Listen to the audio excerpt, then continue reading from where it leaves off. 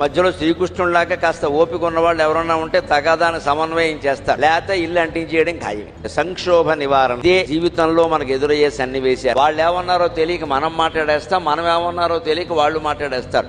అక్కడ అదే జరిగింది. నన్ను అవమానించాడు కర్ణుడని అర్జునుడికి తెలిసి ఉంటుంది, అందుకని వచ్చేసి ఉంటాడు. వెంటనే అర్జున జయం జయం, నీ వల్లే నేను బతికాను. కర్ణుడు చచ్చాడా, ఎలా చచ్చాడు, బాణం ఎలా తగిలింది, ఎన్ని లీటర్ల నెత్తురు గారింది, ఇవన్నీ అడిగేశాడు. అప్పుడే ఈయన మతిపోతోంది, ఇంకా చావలేదయ్యా బాబు, నిన్ను పలకరిద్దామని మేము వచ్చాం, నువ్వు ఇలా అంటున్నావని అర్జునుడికి కృష్ణుడికి ఏం చెప్పాలో తెలియట్లా. అర్జునుడిని మాట్లాడనీయకుండా ఊహల్లోకి వెళ్ళిపోయాడు. కర్ణుడు చచ్చిపోయాడు అనుకున్నాడు. అన్నయ్య తొందరపడకు, నేను ఇంకా కర్ణుడిని చంపలేదు, నువ్వేదో ఓడిపోయావు ఇబ్బంది పడ్డావని తెలిసి పలకరిద్దామని వచ్చాను, సిగ్గులేదు, వాడిని చంపకుండా ఇక్కడికి వచ్చావా, దేనికి గాంధీవం పనిలేక, కృష్ణుడికి ఆయన యుద్ధం చేస్తాడు, నీవు చేతకాని వాడు అన్నాడు. మంటెత్తిపోయింది అర్జునుడికి. నా గాంధీవాన్ని ఎవరైనా ఇతరులకు ఇమ్మనంటే నేను వాడిని చంపేస్తానని ప్రతిజ్ఞ చేశాను, అందుకని ఇప్పుడు ధర్మరాజుని చంపేస్తాను.